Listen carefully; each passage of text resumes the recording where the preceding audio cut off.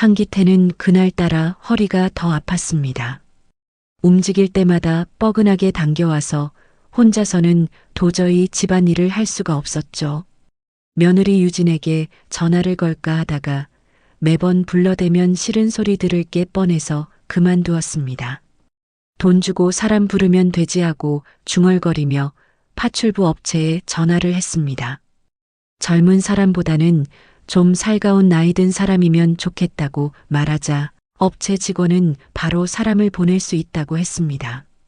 평소 같으면 대수롭지 않게 넘겼을 일이었는데 그날은 이상하게도 마음이 자꾸만 덜컥 내려앉는 느낌이 들었습니다.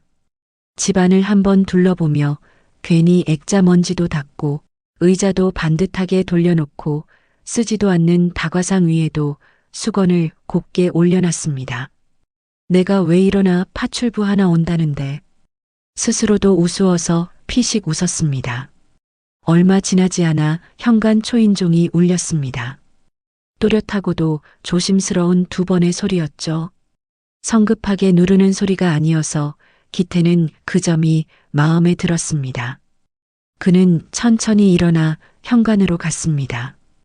허리가 아파 몸을 약간 굽힌 채로 도어락을 열었습니다. 문이 스르르 열리자마자 얌전한 목소리가 들렸습니다. 안녕하세요. 파출부에서 나왔습니다. 목소리는 낮고 부드러웠습니다. 기태는 자동으로 들어오세요 하고 말했는데 그 순간 문틈으로 들어온 여자의 얼굴을 보는 순간 그대로 굳어버렸습니다. 눈앞에 선 여자는 단정하게 머리를 올려 묶고 있었습니다. 베이지색 코트를 입었고 얇은 손에는 장바구니 같은 가방을 들고 있었죠. 겉보기엔 어디서나 볼 수 있는 중년 여성인데 이상하게도 기태의 머릿속 어딘가를 콕 하고 찌르는 익숙함이 있었습니다. 여자가 고개를 숙여 신발을 벗으며 말했습니다. 처음 뵙겠습니다. 오늘 하루만 일하는 걸로 들었습니다. 말투는 공손했지만 어쩐지 이 집 구조를 아는 사람처럼 자연스러웠습니다. 기태는 대답 대신 여자의 손목을 흘끗 봤습니다. 오른쪽 손목 안쪽 살이 조금 튀어나온 부분에 하얀 흉터가 하나 있었습니다. 불에 댄 듯 길게 그어진 자국이었습니다. 그걸 보는 순간 기태의 목 안에서 알 수 없는 소리가 났습니다. 삼킨 숨이 거칠게 되돌아왔죠. 30년 전 아직 젊었을 때 불이 났었습니다. 그때 아내의 팔에도 그렇게 길고 하얀 화상 자국이 남아 있었습니다. 설마 그는 스스로에게 그렇게 말하며 고개를 저었습니다.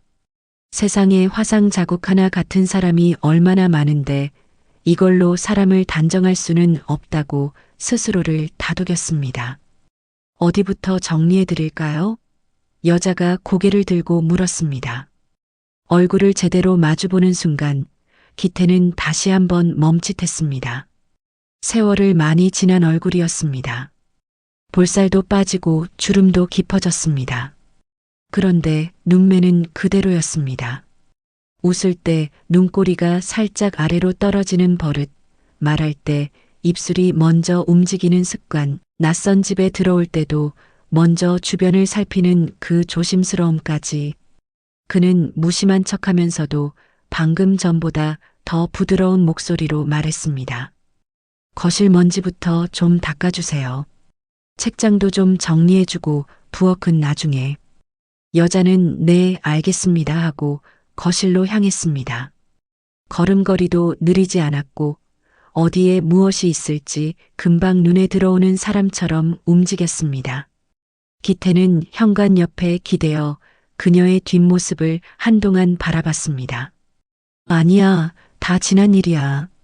혜진이는 그날 하고 마음속으로 말했지만 그 장면이 또렷하게 떠올랐습니다. 불길이 집안을 삼키던 날 창문 너머로 들려왔던 아내의 목소리. 여보 여기 있어. 그때 그는 젊었지만 무서웠습니다. 불이 번지는 속도가 너무 빨라서 뒤돌아갈 용기가 나지 않았습니다. 그 이후로 그는 그 기억을 평생 마음속에 묻어두고 살았습니다. 그런데 왜 하필 오늘 이런 얼굴을 한 여자가 그의 집에 들어오는 걸까요? 그는 TV를 켰다가 바로 껐습니다. 집중이 되지 않았기 때문이죠. 잠시 후 여자가 걸레를 짜며 거실장을 닦기 시작했습니다. 움직일 때마다 은은한 비누 냄새가 났습니다. 그 냄새마저도 과거 어느 겨울날 아내가 장판을 닦던 때와 똑같았습니다. 기태는 소파에 앉아있는 척하면서 슬며시 물었습니다. 아주머니는 이 근처 사세요? 여자가 고개를 끄덕였습니다. 네, 멀지 않습니다. 예전에 이 동네에 잠깐 산 적도 있고요. 그 말에 기태는 눈을 가늘게 떴습니다. 잠깐? 여자는 더 말하지 않고 다시 걸레질을 이어갔습니다. 말끝을 흐리는 습관도 닮아 있었습니다. 그는 목이 바짝 말라 물을 마셨습니다. 컵을 드는 손이 조금 떨렸습니다. 그때 마침 초인종이 다시 울렸습니다. 며느리 유진이었습니다. 아버님, 반찬 좀 가져왔어요. 유진은 현관으로 들어오다 거실에 낯선 여자가 있는 걸 보고 잠시 멈춰 섰습니다. 그리고 예의 바른 미소를 지었습니다. 아, 오늘 도와주러 오셨나 봐요? 여자는 고개를 숙였습니다. 네, 잠깐요. 그런데 그 순간이었습니다. 유진의 표정이 아주 짧게, 정말 아주 짧게 굳었습니다. 마치 어디선가 본 얼굴을 다시 보는 사람처럼요. 그러나 그녀는 금세 웃는 얼굴로 돌아왔습니다. 아버님, 잘하셨어요. 이렇게 사람 불러서 하셔야죠. 혼자 하시다 허리 더 다치면 어쩌시려고 말은 그렇게 했지만 그녀의 눈은 계속 파출부 쪽을 힐끔거렸습니다. 기태는 그 짧은 순간을 놓치지 않았습니다. 유진이도 저 사람 얼굴이 낯설지 않은가 보군. 그는 속으로 중얼거렸습니다. 집안 공기가 미묘하게 바뀌었습니다. 평범한 하루를 위해 부른 파출부 한 명 때문에 이 집안에 덮어두었던 시간들이 다시 뚜껑을 여는 듯 했습니다. 남자는 소파에 등을 기대고 눈을 감았습니다. 그러나 귀는 거실 쪽으로 열려 있었습니다. 빗자루가 바닥을 스치는 소리, 반찬통을 싱크대에 올려놓는 소리, 그리고 둘이 나누는 낮은 목소리까지 하나도 놓치고 싶지 않았습니다. 이 집에 아주 오래전에 끝났다고 생각했던 불씨가 다시 들어온 것을 그는 늙은 감으로 알아차리고 있었기 때문입니다. 유진은 평소 같으면 반찬만 내려놓고 서둘러 나갔을 텐데 그날은 이상하게 집에 머물고 싶었습니다. 거실 한쪽에서 묵묵히 움직이는 여자의 모습이 계속 신경 쓰였죠. 파출부라기엔 너무 조용하고 움직임에는 이상한 익숙함이 깃들어 있었습니다. 유진은 냉장고 문을 열며 힐끔 그녀를 훔쳐봤습니다. 여자는 아무렇지 않게 선반을 닦고 있었지만 닦는 순서가 너무 정확했습니다. 마치 오래전부터 이 집을 관리해 온 사람처럼요. 이상한 애 처음 오는 사람 맞아? 그녀는 속으로 중얼거렸습니다. 그러면서도 아버님 기태의 얼굴을 봤습니다. 기태는 소파에 앉아 있지만 눈은 계속 여자의 움직임을 쫓고 있었습니다. 그 시선 속에는 묘한 긴장감이 숨어 있었습니다. 유진은 그 낯선 공기를 느꼈습니다. 무언가 오래된 냄새, 오랜 세월 묻어둔 비밀이 다시 깨어나는 듯한 냄새였습니다. 그녀는 일부러 다정하게 웃으며 말을 꺼냈습니다. 아버님, 이분 진짜 꼼꼼하시네요. 파출부 센터 어디예요? 저도 부탁드리고 싶을 정도예요. 여자가 살짝 고개를 들며 대답했습니다. 그냥 근처 소개로 왔어요. 그 순간 유진의 미소가 잠시 흔들렸습니다. 근처 소개라니 누가 소개했을까? 이 동네는 작은 동네라 서로가 서로의 사정을 다 아는데 이름 한번 듣지 못한 사람이라니 이상했습니다. 그날 저녁 유진은 부엌에서 설거지를 하며 조용히 휴대폰을 꺼냈습니다. 파출부 센터에 직접 전화를 걸었죠. 오늘 한기태 댁으로 보낸 분 성함이 뭐예요? 직원은 대수롭지 않게 대답했습니다. 아, 오늘이요? 그 댁엔 윤혜진 씨 보냈는데요. 순간 유진은 손에 들고 있던 접시를 떨어뜨릴 뻔했습니다. 윤혜진?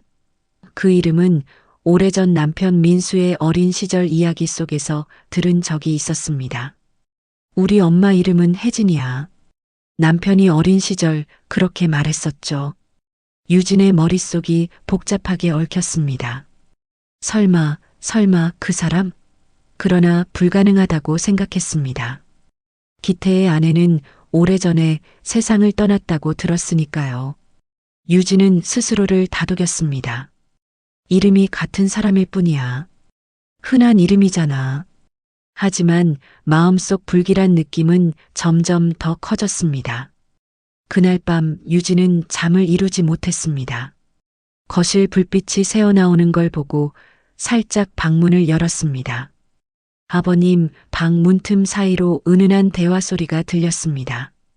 너무 작아서 알아들을 수는 없었지만 그 속에는 묘한 친밀감이 느껴졌습니다. 파출부와 고용주 사이의 대화라고 하기엔 말의 리듬이 너무 부드럽고 익숙했습니다. 유진은 살며시 복도로 나와 CCTV 모니터를 켰습니다. 현관, 거실, 부엌, 방화볼 조용했습니다. 그런데 영상 속에서 한 장면이 유진의 눈을 멈추게 했습니다. 혜진이 거실장 위에 있는 가족 사진을 천천히 꺼내 들고 있었던 겁니다. 사진 속의 기태와 민수, 그리고 어린 시절의 유진까지. 그녀는 그 사진을 쓰다듬으며 눈을 감았습니다. 유진은 모니터 앞에서 숨이 멎은 듯 서 있었습니다. 저 여자는 도대체 누구야? 속삭이듯 중얼거린 유진의 입술이 하얗게 떨렸습니다. 그날 이후 유진은 매일 CCTV를 확인했습니다. 그러나 이상하게도 다음 날부터 혜진은 카메라가 설치된 공간에서는 좀처럼 모습을 보이지 않았습니다. 마치 누군가의 시선을 의식하고 피하는 사람처럼요. 며느리 유진의 머릿속엔 불안이 짙게 스며들었습니다. 남편은 그런 그녀를 이상하게 바라봤지만 유진은 아무 말도 하지 않았습니다. 그냥 파출부일 뿐이야 그렇게 되뇌었지만 본능은 이미 알고 있었습니다. 그 여자가 평범한 파출부가 아니라는 것을요. 그리고 며칠 뒤 유진은 아버님 방 서랍 안에서 낯익은 반지 하나를 발견합니다. 오래된 은반지, 안쪽에는 작게 새겨진 글자 2개 혜진. 그녀는 손끝이 떨렸습니다. 그때부터 이 집안의 공기는 완전히 달라졌습니다. 그날 밤 거실의 공기는 이상하게 무거웠습니다. 기태는 파출부 혜진이 다녀간 뒤에도 마음이 진정되지 않았습니다. TV를 켜보아도 아무 소리도 귀에 들어오지 않았고 창문 밖으로 들려오는 바람 소리마저 낯설게 느껴졌습니다. 그는 한참 동안 빈 컵을 들고 앉아 있다가 천천히 자리에서 일어났습니다. 손끝이 미세하게 떨렸습니다.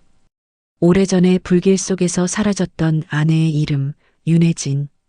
그 이름이 머릿속을 떠나질 않았습니다. 그는 서랍을 열어 오래된 서류 뭉치를 꺼냈습니다. 낡은 보험증서, 낡은 신문기사, 그리고 한기태 실화 사건이라고 적힌 흑백 사진 한 장이 눈에 들어왔습니다. 불탄 집 앞에서 망연자실하게 서 있는 젊은 자신의 얼굴, 그 옆에는 윤혜진, 실종이라는 제목이 적혀 있었습니다. 사진을 바라보던 기태는 한숨을 내쉬었습니다. 그럴 리가 없지, 이미 끝난 일이지 하지만 마음속 어딘가에서는 다른 목소리가 속삭였습니다. 그 여자가 맞다. 다음 날 아침 기태는 무심한 척 다시 혜진을 불렀습니다. 여자는 전날과 똑같은 차림으로 나타났습니다. 단정하게 머리를 묶고 밝지도 어둡지도 않은 미소를 지으며 문을 열었습니다. 그녀가 들어서는 순간 집안 공기가 미세하게 달라졌습니다. 기태는 조심스럽게 물었습니다. 이름이 윤혜진이라고 했지요? 여자는 짧게 대답했습니다. 네, 윤혜진입니다. 그 단호한 어조는 기태의 숨을 멎게 만들었습니다. 목에 걸린 단어들이 더는 나오지 않았습니다. 그녀는 아무 일 없다는 듯 걸레를 들고 거실로 향했습니다. 그러나 기태의 눈에는 그녀의 움직임 하나하나가 낯익었습니다. 테이블 모서리를 닦는 손의 각도, 쓰레기통을 정리할 때의 순서, 커튼을 열고 햇빛을 확인하는 눈빛까지 세월이 흘러도 몸이 기억하는 습관이라는 게 있었습니다. 기태는 심장이 빠르게 뛰는 것을 느꼈습니다. 그는 잠시 창가로 가서 담배를 꺼내 들었지만 불을 붙이지 못했습니다. 대신 흔들리는 불빛처럼 떨리는 손끝만 바라봤습니다. 한참 후 혜진이 먼지를 닦으며 조용히 말했습니다. 집이 참 따뜻하네요. 햇빛이 잘 들어요. 기태는 그 말에 이상한 감정이 일었습니다. 30년 전 혜진도 그랬습니다. 새로 이사 왔던 날 그가 마루에 앉아 있을 때 혜진은 똑같이 말했었죠. 이 집은 햇빛이 참 좋아요. 그 문장을 그대로 다시 듣는 순간 기태의 머릿속은 새하얗게 비어버렸습니다. 그는 겨우 웃으며 대답했습니다. 그래요. 햇빛이 잘 드는 게 제일이죠. 그러나 그 웃음 뒤에는 불안과 두려움이 가득했습니다. 혜진이 거실장을 닦다 사진 한 장을 발견했습니다. 어린 민수의 생일 파티 사진이었습니다. 그녀는 사진을 손끝으로 살짝 쓸며 중얼거렸습니다. 이 아이가 많이 컸네요. 기태는 그 말에 순간 움찔했습니다. 마치 그 아이의 과거를 알고 있는 사람처럼 말했기 때문입니다. 예, 아이를 아세요? 하고 물으려 했지만 혜진은 대답하지 않았습니다. 대신 부엌으로 가서 걸레를 빨기 시작했습니다. 물 떨어지는 소리가 집안을 가득 채웠습니다. 그날 밤 유진은 CCTV 영상을 확인했습니다. 혜진이 거실에 홀로 앉아 있는 장면이었습니다. 그녀는 한참 동안 벽에 걸린 시계를 바라보다가 천천히 입술을 열었습니다. 기태 씨 그녀의 입모양이 그렇게 말하고 있었습니다. 유진은 화면을 일시정지했습니다. 숨이 막힐 듯 가슴이 쿵쾅거렸습니다. 기태 씨?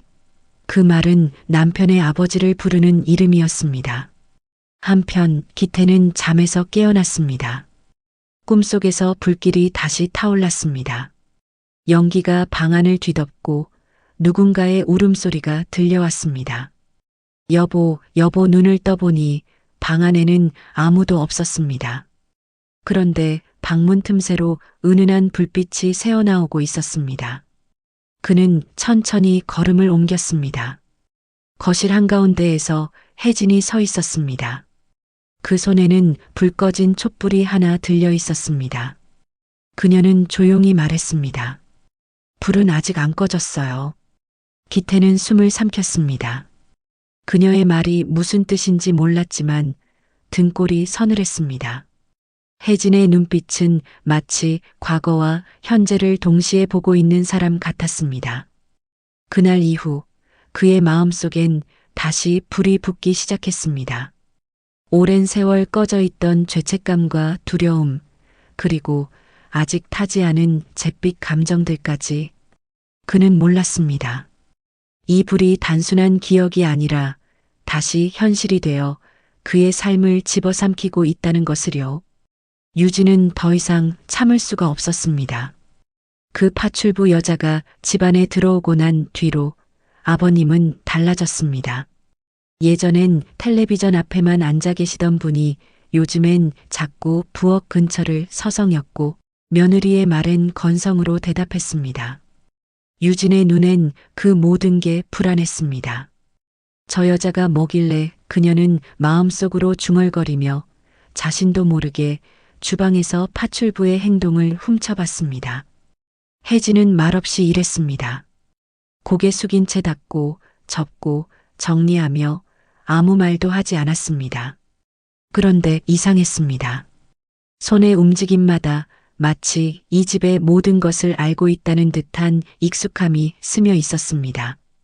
그날 저녁 유진은 일부러 파출부가 다녀간 후 쓰레기 봉투를 열어봤습니다. 혹시 무언가 흔적을 남겼을까 싶어서였습니다. 그런데 봉투 안에는 낡은 종이 조각이 하나 섞여 있었습니다. 습기로 눅눅해진 종이엔 희미하게 적혀 있었습니다. 윤혜진, 요양병원 퇴원 확인서. 유진의 손이 덜덜 떨렸습니다. 윤혜진. 그 이름은 남편의 어릴 적 기억 속 죽은 어머니 이름이었습니다. 설마 그럴 리가 하지만 유진은 이미 알 수 없는 공포에 휩싸였습니다. 그녀는 급히 종이를 접어 가방 속에 넣었습니다. 그날 밤 남편 민수가 퇴근하자마자 물었습니다. 오빠, 혹시 어머님 이름이 윤혜진 맞지? 민수는 잠시 멈칫하더니 어딘가 멀리 보는 눈으로 고개를 끄덕였습니다. 그래. 왜 그걸 묻는데? 유진은 대답하지 않았습니다. 대신 억지로 웃으며 그냥 문득 생각나서요라고 말했습니다. 하지만 속으로는 불길한 확신이 들었습니다. 며칠 뒤 유진은 몰래 파출부의 가방을 뒤졌습니다. 한낮에 햇살이 부엌 창문으로 들어올 때 그녀는 가방 속을 조심스레 뒤적였습니다. 낡은 지갑, 흰 수건, 오래된 흑백 사진 한 장, 그리고 병원 진단서. 사진 속에는 젊은 기태와 어린 민수, 그리고 한 여자가 있었습니다. 유진은 그 여자의 얼굴을 보자마자 심장이 내려앉는 기분을 느꼈습니다. 사진 속 여자는 지금의 파출부와 똑같이 닮아 있었던 겁니다. 세월이 흘러도 바뀌지 않은 눈매, 미소, 손길. 그때 뒤에서 문 여는 소리가 났습니다. 유진은 흠칫하며 서류를 떨어뜨렸습니다. 뒤를 돌아보니 혜진이 서 있었습니다. 무슨 일 있으세요? 낮은 목소리, 그러나 눈빛은 냉랭했습니다. 유진은 급히 변명했습니다. 아, 그게 가방이 열려 있어서요. 혹시 뭐 찾으시는 줄 알고 혜진은 잠시 그녀를 바라보다가 아무 말 없이 가방을 빼앗아 갔습니다. 그 순간 유진은 등줄기에 식은땀이 흘렀습니다. 혜진의 시선 속엔 설명할 수 없는 냉기와 분노가 섞여 있었습니다. 그날 밤 유진은 남편의 노트북을 켰습니다. 검색창에 손이 떨리며 윤혜진 실종 사건을 쳤습니다. 화면엔 오래된 기사들이 떴습니다. 한기태 씨의 부인, 화재 사건으로 실종 시신은 발견되지 않아. 유진은 기사 속의 젊은 부부 사진을 확대했습니다. 남편의 아버지, 그리고 아내 혜진의 젊은 얼굴이 선명히 드러났습니다.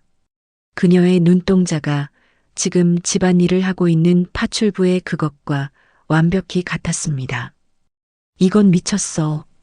유진은 속삭였습니다. 눈앞이 어지러웠습니다. 그때 부엌 쪽에서 기척이 났습니다. 놀라서 화면을 닫았지만 방문 틈 사이로 어렴풋한 그림자가 지나갔습니다.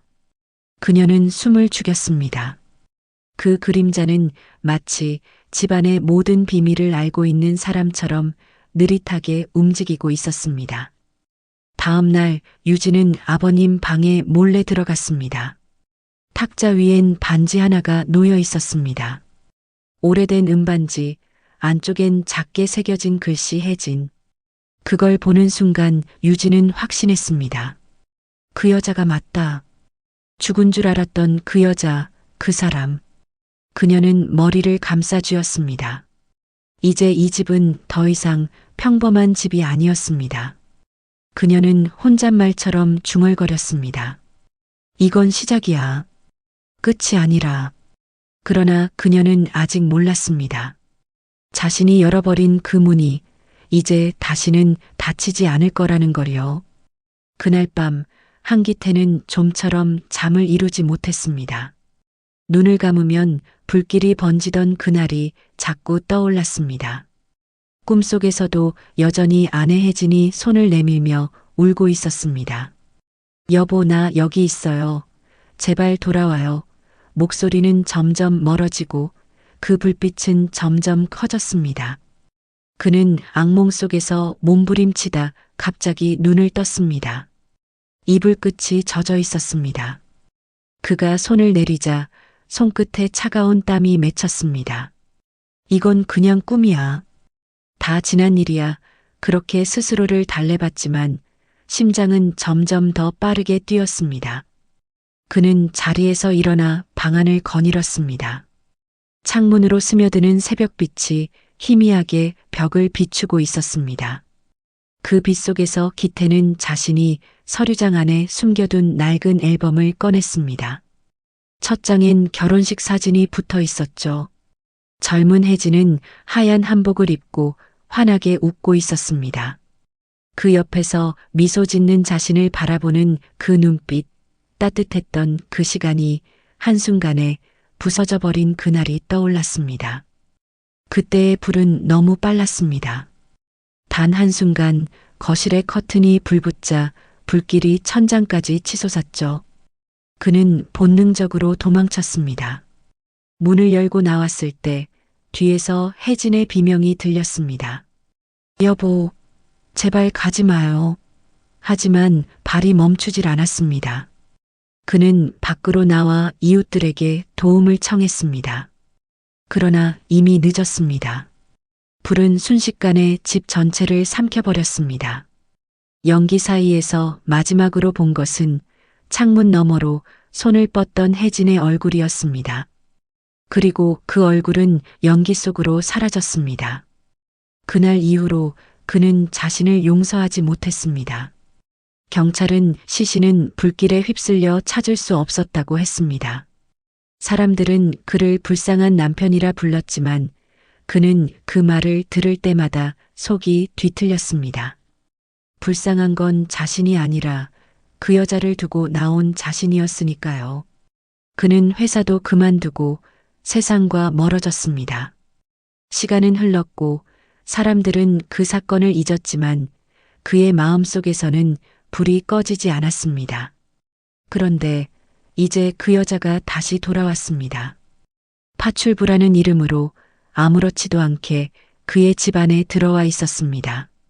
그 사실이 믿기지 않았습니다. 정말 그 여자가 맞는 걸까? 아니면 내가 늙어서 헷갈리는 걸까? 그는 스스로를 의심했습니다. 하지만 그녀의 손끝, 눈빛, 목소리 그 모든 게 너무 익숙했습니다. 다음 날 혜진은 부엌을 정리하러 왔습니다. 그는 일부러 평소보다 천천히 움직이며 그녀를 관찰했습니다. 그녀가 물컵을 꺼내고 설탕을 꺼내는 손의 순서가 완벽히 같았습니다. 30년 전 아침마다 차를 끓이던 혜진의 습관과 똑같았죠. 기태는 결국 입을 열었습니다. 그날 당신 불 속에서 말을 다 잊기도 전에 혜진이 고개를 들었습니다. 그 눈빛 속엔 긴 세월의 고통과 원망이 뒤섞여 있었습니다. 그날 나는 죽지 않았어요. 그녀의 목소리는 낮고 단호했습니다. 사람들이 나를 찾지 않았어요. 당신도. 기태의 입술이 떨렸습니다. 그럴 리가. 난 찾았소. 경찰도 불렀고 며칠이고 하지만 혜진은 고개를 저었습니다. 당신은 나를 두고 도망쳤어요. 그 불길 앞에서 난 당신의 뒷모습만 봤어요. 그 말은 칼처럼 그의 가슴을 찔렀습니다. 그는 숨이 막혔습니다. 혜진은 미소를 지었습니다. 그러나 그 미소엔 따뜻함이 없었습니다. 이제 됐어요. 불은 꺼졌다고 생각했겠지만 아직 다 타지 않았어요. 그녀는 그렇게 말하고 방을 나갔습니다. 기태는 그 자리에 앉은 채 손으로 얼굴을 감쌌습니다. 그의 마음속엔 죄책감이 아닌 다른 감정이 피어오르고 있었습니다. 두려움이었습니다. 자신이 버리고 도망쳤던 불길이 이제 현실이 되어 다시 돌아온 듯 했습니다. 그날 밤 그는 잠들기 전 거울 속의 자신을 바라봤습니다. 머리는 희끗했고 주름은 깊었지만 눈빛만큼은 젊을 때와 다를 바 없었습니다. 그 눈빛은 분명 불안했습니다. 혜진아, 그럼 왜 이제야 나타난 거야? 그의 목소리는 방 안을 맴돌았습니다. 창문 틈으로 바람이 스며들며 커튼이 흔들렸습니다. 그 바람에 불이 꺼져야 할 듯 했지만 오히려 작은 초의 불꽃은 더 세차게 흔들렸습니다. 마치 누군가가 그 불을 살려놓기라도 한 듯 계속 타올랐습니다. 기태는 눈을 감았습니다. 불빛이 눈꺼풀을 스치며 번져 들어왔습니다. 그는 알 수 있었습니다. 그 불은 아직 꺼지지 않았다는 것을요. 다음 날 오후 기태는 일부러 파출부를 다시 불렀습니다. 이번에는 이유를 묻지도 않고 단지 그녀가 다시 나타나길 기다렸습니다. 현관문이 열리고 조용히 들어서는 그녀의 발소리가 낯설지 않았습니다. 기태는 일부러 평소보다 차분한 목소리로 말했습니다. 오늘은 잠깐 이야기 좀 합시다. 혜진은 고개를 끄덕이며 조용히 의자에 앉았습니다. 한동안 아무 말도 오가지 않았습니다. 거실 한쪽 시계의 초침 소리만 또각또각 울렸습니다. 기태의 손이 서류 봉투 위에서 미세하게 떨렸습니다. 이름이 윤혜진 맞죠? 그녀는 대답 대신 천천히 주머니에서 낡은 손수건을 꺼냈습니다. 손수건 안에는 희미하게 녹슨 반지 하나가 있었습니다. 기태의 시선이 그 반지에 닿는 순간 세상이 멈춘 듯 했습니다. 그건 분명 자신이 결혼식 날 직접 끼워준 반지였습니다. 그는 목이 메었습니다. 그걸 어디서 말끝이 흐려졌습니다. 혜진은 조용히 반지를 테이블 위에 올려두었습니다. 그날 불 속에서도 이건 꼭 지켜야 할 것 같았어요. 그녀의 목소리는 떨리지 않았지만 그 속엔 오랜 세월 쌓인 한이 배어 있었습니다. 기태는 눈을 감았습니다. 그럼 정말 당신이 혜진이요? 오랜 세월 묻어둔 이름이 그의 입에서 천천히 흘러나왔습니다. 그녀는 잠시 숨을 고른 뒤 고개를 끄덕였습니다. 그래요, 나예요. 하지만 이제 와서 무슨 의미가 있을까요? 기태는 손으로 얼굴을 감싸 쥐었습니다. 난 그날 당신을 찾았소. 경찰도 불렀고 혜진은 그 말을 자르듯 말했습니다. 당신은 나를 두고 나갔어요. 내 눈앞에서 문을 닫았어요. 내가 불 속에서 얼마나 당신 이름을 불렀는지 알아요? 그녀의 목소리는 점점 격해졌습니다. 그러나 눈물은 흐르지 않았습니다. 오히려 그 평온함이 더 무서웠습니다. 당신은 살았고 난 죽은 사람 취급당했죠. 그래도 살아남았어요. 그런데 세상은 나를 잊었어요. 기태는 더는 고개를 들지 못했습니다. 입술이 말라붙은 듯 아무 말도 나오지 않았습니다. 혜진은 조용히 이어 말했습니다. 그날 이후 난 이름을 버렸어요. 새 이름으로 살았죠. 하지만 아무리 바꿔도 당신 집 근처를 지나칠 때마다 심장이 멈췄어요. 기태는 떨리는 손으로 반지를 집어들었습니다. 그럼 왜 돌아왔소? 그 질문에는 두려움과 미련이 뒤섞여 있었습니다. 혜진은 그의 눈을 바라보며 단호하게 대답했습니다. 당신이 나를 불렀으니까요. 파출부를 찾는다고 했죠. 조용하고 예의 있고 나이 든 사람 당신이 원한 건 결국 나였어요. 그 말에 기태는 숨이 막혔습니다. 그는 아무 말도 하지 못한 채 의자 등받이에 몸을 기댔습니다. 혜진의 눈빛 속에는 슬픔과 함께 설명할 수 없는 분노가 서려 있었습니다. 그날 불은 꺼졌지만 내 안의 불은 꺼지지 않았어요. 혜진은 천천히 자리에서 일어났습니다. 그녀의 그림자가 기태의 무릎 위로 길게 드리워졌습니다. 이 집은 여전히 따뜻하네요. 그때처럼요. 그녀가 문을 향해 걸어나가자 기태의 손이 반지를 꼭 쥐었습니다. 반지가 손바닥을 파고들며 살짝 피가 났습니다. 혜진아, 그의 낮은 목소리가 방 안에 남았습니다. 문이 닫히자 기태는 힘없이 주저앉았습니다. 오랜 세월 가슴속에 묻어둔 죄책감이 다시 피어올랐습니다. 그의 숨소리가 거칠어졌습니다. 그는 고개를 들고 방 안을 둘러봤습니다. 어디선가 은은한 비누 향이 흘러나왔습니다. 그 향은 오래전 혜진이 장판을 닦던 날의 그것이었습니다. 기태는 미친 사람처럼 웃었습니다. 그래, 결국 불은 아직 꺼지지 않았구나. 그는 문득 창가를 바라봤습니다. 어둠이 내려앉은 유리창 너머 자신을 바라보는 그림자가 스쳐 지나갔습니다. 분명 사람의 형태였습니다. 그러나 그가 달려가 창문을 열었을 때 거기엔 아무도 없었습니다. 그날 밤 그의 집 안에는 촛불 하나가 홀로 타올랐습니다. 그 불꽃이 벽에 그림자를 만들었습니다. 그 그림자는 꼭 두 사람이 손을 맞잡은 모양이었습니다. 기태는 소파에 주저앉아 반지를 손에 쥐고 중얼거렸습니다. 이제 무슨 일이 시작되는 거지?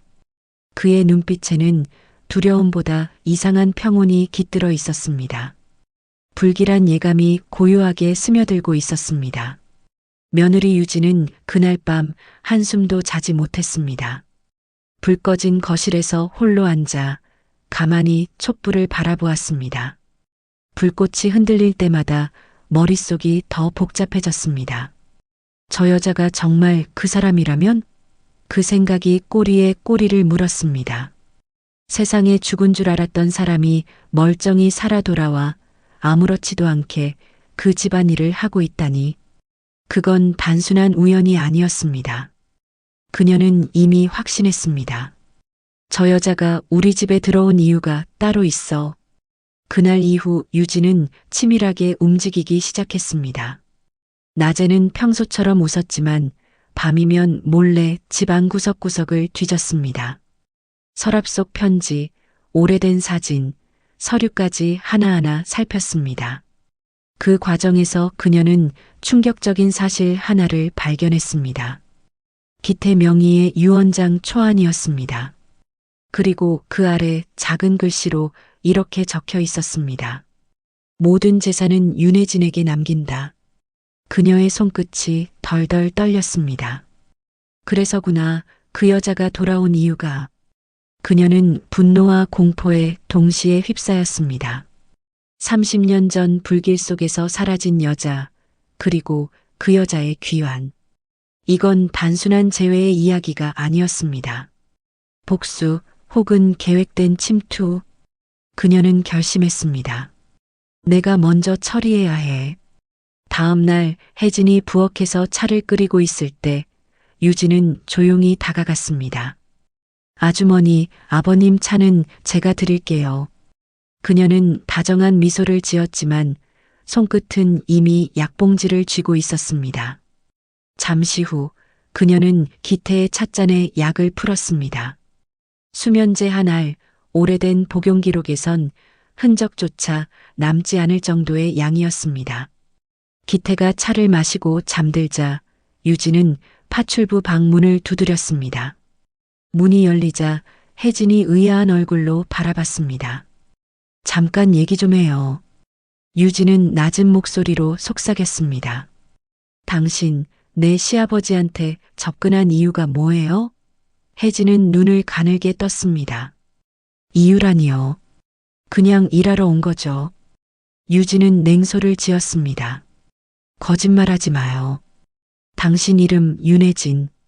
그 이름 내가 모를 줄 알았어요? 그 말에 혜진의 얼굴에서 미묘한 변화가 일었습니다. 그러나 곧 아무 일 없다는 듯 입꼬리를 올렸습니다. 그 이름 어디서 들으셨나요? 남편의 어머니 이름이에요. 유진의 목소리가 떨렸습니다.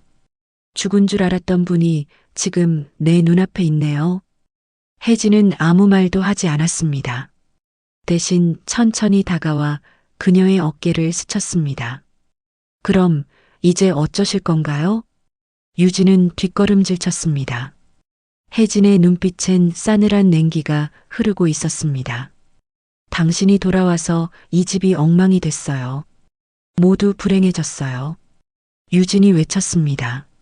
하지만 혜진은 담담히 말했습니다. 그건 내가 만든 게 아니에요. 이미 오래전부터 이 집은 불행했어요. 그날 밤 유진은 다시 기태의 방으로 들어갔습니다. 잠든 시아버지를 확인하곤 그의 옆에 있던 유언장을 몰래 빼냈습니다. 그런데 책상 위에 놓인 한 장의 쪽지가 눈에 들어왔습니다. 유진아, 넌 너무 조급하다. 그 필체는 분명 혜진의 것이었습니다. 유진은 그 자리에서 얼어붙었습니다. 언제, 어떻게 그녀가 이 글을 남긴 걸까? 방을 나서려는 순간 뒤에서 낮은 목소리가 들렸습니다. 그 약 효과는 좋던가요? 그녀가 돌아보자 문가에 혜진이 서 있었습니다. 그림자처럼 어두운 표정으로. 유진은 비명을 삼켰습니다. 당신 어떻게 해? 이 집은 내가 만든 집이에요. 내가 뭘 하든 다 보고 있었죠. 혜진은 천천히 다가왔습니다. 이제부터는 내가 묻겠어요. 왜 나의 남편을 속였죠? 유진은 뒷걸음질 치다 기태의 침대에 부딪혔습니다. 혜진의 눈빛이 섬광처럼 번졌습니다. 넌 내가 겪은 불을 모르죠. 하지만 곧 알게 될 거예요. 그녀의 손끝이 스탠드 불빛을 꺼버리자 방 안은 완전한 어둠에 잠겼습니다. 그 어둠 속에서 유진의 거친 숨소리만 울려 퍼졌습니다. 그리고 창문 바깥 멀리서 희미한 불빛 하나가 깜빡였습니다. 마치 오래전 불길이 다시 살아난 듯 이 집 안에 무언가가 타오르기 시작했습니다. 새벽 공기가 무겁게 깔려 있었습니다. 한기태는 깊은 잠에서 깨어났습니다. 머리가 무겁고 가슴이 쿵쿵 울렸습니다. 분명히 어젯밤엔 차 한 잔 마시고 바로 누웠는데 그 이후 기억이 희미했습니다. 몸을 일으키자 방 안엔 이상한 냄새가 맴돌았습니다. 무언가 타는 듯한 낯익은 냄새. 그는 본능적으로 불길한 예감을 느꼈습니다. 그때 문틈으로 은은한 불빛이 스며들었습니다. 이 밤중에 누가 그는 천천히 문을 열었습니다. 거실에선 두 여자의 목소리가 얽혀 있었습니다. 혜진과 유진이었습니다. 기태는 문 뒤에 숨어 귀를 기울였습니다. 왜 돌아왔어요? 도대체 왜? 유진의 목소리는 분노로 떨렸습니다. 그 집에 불을 낸 사람, 그게 누군지 당신은 모르죠. 혜진의 음성은 낮았지만 단단했습니다. 무슨 말이에요? 그 불, 내가 아니라 당신 시아버지가 낸 거예요. 순간 기태의 심장이 멎는 듯 했습니다. 거짓말 마요. 그럴 리가 없어. 유진이 외쳤습니다. 그날 밤 난 부엌에서 초를 켜고 있었어요. 그런데 누가 담배를 피웠죠. 술에 취한 당신의 시아버지가 불씨를 떨어뜨렸어요. 내가 불을 끄러 달려갔을 때 그는 이미 밖으로 나가 있었어요. 그럼 왜 그걸 지금 말해요? 이 집이 진실을 알면 무너질 거니까요. 하지만 이제는 다 타야 해요. 그래야 끝나죠. 유진은 머리를 감싸쥐었습니다. 그래서 나타난 거예요? 복수하려고? 복수요? 그럴 자격도 힘도 없어요. 하지만 기억은 남았죠. 불길 속에서 혼자 살아남은 죄인으로서 당신 미쳤어요. 유진이 이를 악물었습니다. 이 집은 내 거예요. 아버님 재산도 모든 것도. 그래요. 혜진이 차분히 미소 지었습니다.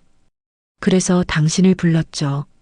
당신 같은 사람이라면 불을 다시 붙여줄 거라고. 그 말에 유진은 순간 숨이 막혔습니다. 뭐라고요? 불은 사람 손으로만 꺼지지 않아요.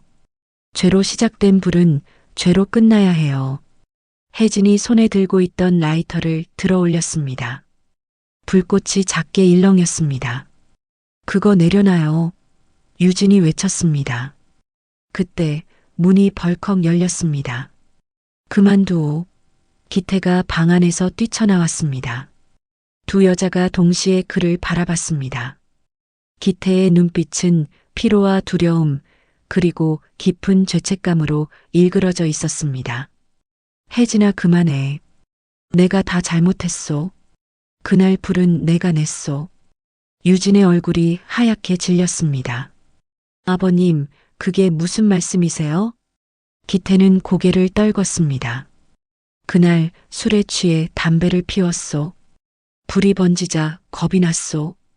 당신 어머니가 불렀는데 난 도망쳤소. 그런데 왜 지금 말해요? 유진이 절규했습니다. 기태는 눈을 감았습니다. 이제는 끝내야 할 때니까. 혜진은 그를 바라보며 천천히 라이터 불을 껐습니다. 이제야 듣고 싶단 말이에요. 유진은 울며 소리쳤습니다. 다들 미쳤어. 다 같이 타버려야 끝나겠네. 그녀는 테이블 위에 있던 초를 내리쳤습니다. 촛불이 쓰러지며 커튼으로 불길이 번졌습니다. 유진아, 안 돼. 기태가 소리쳤지만 이미 늦었습니다. 불이 빠르게 번졌습니다. 혜진은 유진의 손을 잡아 끌었습니다. 이제 그만해요. 나요. 이 집은 내 거야. 유진이 몸부림쳤습니다. 그 순간 혜진이 강하게 밀쳤습니다. 유진은 테이블에 부딪혀 쓰러졌습니다. 불길이 천장으로 치솟자 집안 곳곳에서 삐걱거리는 소리가 들렸습니다. 기태는 두 여자를 끌어안았습니다. 이젠 그만. 그러나 불은 멈추지 않았습니다. 창문 밖으로 붉은 빛이 번져나갔습니다. 누군가의 울음소리가 불길 속으로 삼켜졌습니다. 그 순간 혜진이 기태를 바라보며 조용히 말했습니다. 이젠 나도 놓아줘요. 기태는 울먹이며 고개를 저었습니다. 안 돼. 또 이럴 순 없소. 하지만 혜진은 미소 지었습니다. 당신은 이미 나를 잃었어요. 이제 불이 끝내줄 거예요. 그녀는 유진을 밀쳐내며 기태를 현관 쪽으로 떠밀었습니다. 나가요. 어서. 문이 닫히는 순간 기태는 마지막으로 그녀의 얼굴을 보았습니다. 불빛이 그녀의 눈동자에 비쳤습니다. 그 눈빛은 분명 슬픔이 아닌 해방이었습니다. 그리고 곧 폭발음과 함께 집안이 붉은 불길에 휩싸였습니다. 불은 모든 비밀을 삼키고 모든 죄를 태웠습니다. 기태는 밖으로 나와 무릎을 꿇었습니다. 그의 눈앞에서 집은 천천히 무너져 내렸습니다. 그리고 그 속에서 혜진의 목소리가 마지막으로 들렸습니다. 이제야 다 태웠네요. 밤이 완전히 내려앉은 시간, 집은 이미 검게 그을린 듯한 긴장감에 휩싸여 있었습니다. 창문 밖에서는 바람이 불어오고 얇은 커튼이 천천히 흔들렸습니다. 그러나 그 안은 정적이 아니라 폭풍이었습니다. 한기태는 천천히 거실로 걸어 나왔습니다. 타는 냄새가 점점 진해졌습니다. 그는 본능적으로 알았습니다. 이건 단순한 사고가 아니었습니다. 모든 게 이미 예고된 불길이었습니다. 혜진아, 어디 있어? 그의 목소리는 떨렸습니다. 대답 대신 부엌 쪽에서 이상한 소리가 들렸습니다. 그가 다가가자 가스레인지 불이 켜져 있었고 커튼이 살짝 흔들리고 있었습니다. 혜진은 가스불 앞에 서 있었습니다. 손에 라이터를 든 채 깊은 숨을 내쉬고 있었죠. 이제 그만해야죠. 그녀의 목소리는 낮고 평온했습니다. 그날처럼 불로 끝내야 해요. 그만두오. 제발, 이건 미친 짓이야. 기태가 소리쳤지만 그녀는 미소를 지었습니다. 미친 건 나였을까요? 아니면 날 버리고 나간 당신이었을까요? 그 말에 기태는 숨이 멎었습니다. 난 겁이 났소. 당신을 잃을까봐. 아니요. 혜진은 고개를 저었습니다. 당신은 날 잃은 게 아니라 날 태워버렸어요. 그 불 속에 나를 묻었죠. 유진이 방에서 뛰쳐나왔습니다. 얼굴은 하얗게 질려 있었고 눈은 광기에 젖어 있었습니다. 둘 다 미쳤어요. 이제 이 집은 내 거라고. 그녀의 손에는 촛불이 들려 있었습니다. 이 불 내가 붙여줄게. 그래야 다 끝나지. 유진아, 안 돼. 기태가 외쳤지만 이미 불길이 번졌습니다. 촛불이 떨어지고 커튼에 불이 옮겨 붙었습니다. 순식간에 붉은 빛이 방 안을 삼켰습니다. 혜진은 기태를 바라보며 미소 지었습니다. 이제야 다시 같아졌네요. 그날처럼. 기태는 그녀에게 달려가 손을 잡았습니다. 아니, 이번엔 내가 도망치지 않을 거요. 같이 나가요. 하지만 혜진은 고개를 저었습니다. 이번엔 내가 지킬 차례예요. 그녀는 그의 손을 놓고 유진 쪽으로 향했습니다. 이 불은 내가 붙였지만 태우는 건 나야. 유진은 뒤로 물러섰습니다. 불빛에 비친 그녀의 얼굴엔 공포와 분노가 동시에 서려 있었습니다. 당신이 뭔데 나한테 이래? 당신은 죽은 사람이잖아. 죽은 사람이라도 불을 끄는 건 살아있는 자의 몫이에요. 혜진이 가스레인지를 향해 발을 옮겼습니다. 불길이 그녀의 발목까지 스쳤습니다. 그 순간 기태가 달려가 그녀를 끌어안았습니다. 그만, 이제 됐소? 다 태웠잖소? 아직이에요. 그녀는 미소 지으며 그의 가슴에 손을 얹었습니다. 내 안의 불은 아직 남았어요. 순간 폭발음이 터졌습니다. 유리창이 산산조각 났고 바람이 불길을 밀어 올렸습니다. 세 사람의 몸이 바닥으로 나뒹굴었습니다. 불빛이 천장을 휘감으며 기둥이 흔들렸습니다. 혜진은 쓰러진 유진을 향해 다가갔습니다. 이건 내 죄이자 너의 벌이에요. 유진이 눈을 떴습니다. 나 죽기 싫어. 그래서 내가 대신 갈게요. 혜진은 손을 내밀었습니다. 그 손끝이 유진의 얼굴을 스쳤습니다. 따뜻했습니다. 그러나 다음 순간 불길이 그녀를 삼켰습니다. 기태는 절규했습니다. 혜진아. 그의 목소리는 불길 속으로 삼켜졌습니다. 문가에서 터져나온 폭발음에 바닥이 흔들렸습니다. 그는 마지막 힘을 다해 문 쪽으로 기어갔습니다. 팔이 타들어가는 냄새가 났습니다. 문을 열자 찬 공기가 밀려들었습니다. 그는 밖으로 몸을 던졌습니다. 밖으로 나온 순간 그는 무릎을 꿇었습니다. 숨을 쉴 때마다 폐 안이 타들어가는 것 같았습니다. 뒤돌아보니 집은 온통 불길에 잠겨 있었습니다. 붉은 불빛 속에서 한순간 누군가의 형체가 창문가에 서 있는 게 보였습니다. 그건 분명 혜진이었습니다. 그녀는 조용히 미소 짓고 있었습니다. 그리고 그 불길 속으로 천천히 사라졌습니다. 불은 점점 잦아들었지만 기태의 가슴 속엔 새로운 불이 피어올랐습니다. 그건 죄책감이 아니라 끝내지 못한 사랑이었습니다. 그는 속삭였습니다. 혜진아, 이번엔 정말 끝인가? 하지만 바람이 불어오자 그 말은 불빛과 함께 하늘로 흩어졌습니다. 그의 등 뒤에서 아직도 타오르는 불길이 마치 대답처럼 울렁거렸습니다. 불은 꺼졌지만 그 안의 불씨는 여전히 살아 있었습니다. 새벽이 밝아오고 있었습니다. 소방차의 사이렌이 멀리서 희미하게 울려 퍼졌습니다.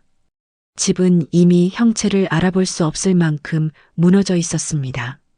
잔해 속에서는 아직도 희미한 연기가 피어올랐고 타다 남은 나무 조각이 간헐적으로 바스러지는 소리가 들렸습니다. 한기태는 구급요원의 부축을 받으며 담요를 덮은 채 앉아 있었습니다. 얼굴은 새카맣게 그을렸고 손등엔 물집이 잡혀 있었습니다. 하지만 그는 멍한 눈으로 불탄 집만 바라봤습니다. 입술이 마르고 몸이 떨렸지만 시선은 한 곳에서 떨어지지 않았습니다. 아내 사람은? 누군가 물었습니다. 소방대원이 고개를 숙이며 대답했습니다. 두 사람은 안타깝게도 그 말에 기태의 눈이 흔들렸습니다. 머릿속이 하얘졌습니다. 무너진 집 속에서 그는 분명 마지막까지 혜진의 목소리를 들었습니다. 이제야 다 태웠네요. 그 말이 계속 귓가를 맴돌았습니다. 그는 떨리는 손으로 얼굴을 감쌌습니다. 손가락 사이로 눈물이 새어나왔습니다. 몇 시간 후 경찰이 현장을 정리하며 금속 조각 하나를 발견했습니다. 타다 남은 철제 상자 안에는 낡은 서류 봉투가 들어 있었습니다. 봉투는 불의 절반쯤 그을렸지만 글씨는 여전히 선명했습니다. 유언장 한기태. 경찰이 조심스레 펼쳤습니다. 종이 끝부분엔 이렇게 적혀 있었습니다. 내 인생을 불태운 건 그녀가 아니라 나였다. 내가 만든 불길 속에서 나는 그녀를 버렸고 이제야 그 불 속에서 내가 태워진다. 남은 건 사랑 하나뿐이다. 경찰은 그 글을 조용히 접어 구급요원에게 건넸습니다. 이걸 가족에게 전해주십시오. 구급요원은 기태에게 다가와 봉투를 내밀었습니다. 그는 손을 내밀었다가 멈췄습니다. 그녀가 거기 있소? 요원은 잠시 머뭇거리다 고개를 끄덕였습니다. 네. 하지만 신원 확인은 아직. 기태는 떨리는 손으로 봉투를 받았습니다. 봉투의 냄새 속엔 아직 타다 남은 불냄새가 배어 있었습니다. 그는 서류를 품에 꼭 끌어안았습니다. 그때 멀리서 경찰이 또 다른 물건을 들고 다가왔습니다. 이것도 같이 나왔습니다. 손바닥 위엔 반지 하나가 있었습니다. 오래된 은반지, 안쪽엔 여전히 작게 새겨진 글자. 혜진. 기태는 그 반지를 받자마자 그대로 무릎을 꿇었습니다. 손끝이 떨렸습니다. 그는 반지를 가슴에 대고 눈을 감았습니다. 혜진아, 이번엔 이제야 끝났구나. 그의 눈에서 눈물이 흘러내렸습니다. 그러나 그 눈물은 슬픔이 아니라 오래된 속죄의 눈물이었습니다. 그날 저녁 기태는 병원 침대에 누워 있었습니다. 창문 밖으론 붉은 노을이 하늘을 물들이고 있었습니다. 그는 천천히 손을 들어 그 빛을 바라봤습니다. 그 빛은 마치 불길의 잔영처럼 느껴졌습니다. 그러나 이번에는 따뜻했습니다. 불이 아니라 빛이 내 그는 나지막이 중얼거렸습니다. 창가에는 누군가가 둔 듯한 꽃다발이 하나 놓여 있었습니다.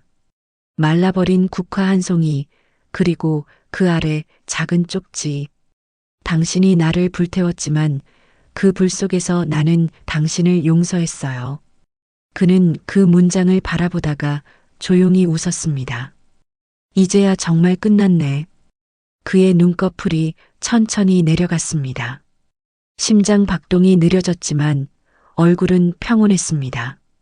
그 순간 창문 밖에서 바람이 불어와 커튼이 살짝 흔들렸습니다. 커튼 사이로 들어온 햇살이 그의 손 위에 내려앉았습니다. 그 빛은 마치 혜진이 마지막으로 내민 손처럼 따뜻했습니다. 이윽고 모든 것이 고요해졌습니다. 밖에서는 아이들이 뛰노는 소리가 멀리서 희미하게 들려왔습니다. 세상은 여전히 평범하게 돌아가고 있었습니다. 하지만 그 불길 속에서 오랜 세월 얽힌 한 사람의 죄와 사랑은 비로소 제로 돌아가고 있었습니다. 그의 품 안엔 유언장과 반지, 그리고 타다 남은 손수건이 있었습니다. 그 손수건엔 희미하게 이런 글씨가 새겨져 있었습니다. 불은 사라져도 사랑은 남는다. 창문 밖으로 노을이 붉게 번졌습니다. 그리고 멀리 불빛 같은 노을 속에서 한 여인의 뒷모습이 잠시 스쳐 지나갔습니다. 그녀는 조용히 고개를 숙인 채 미소를 짓고 있었습니다. 그 불꽃의 끝에서 모든 건 그렇게 조용히 따뜻하게 끝났습니다.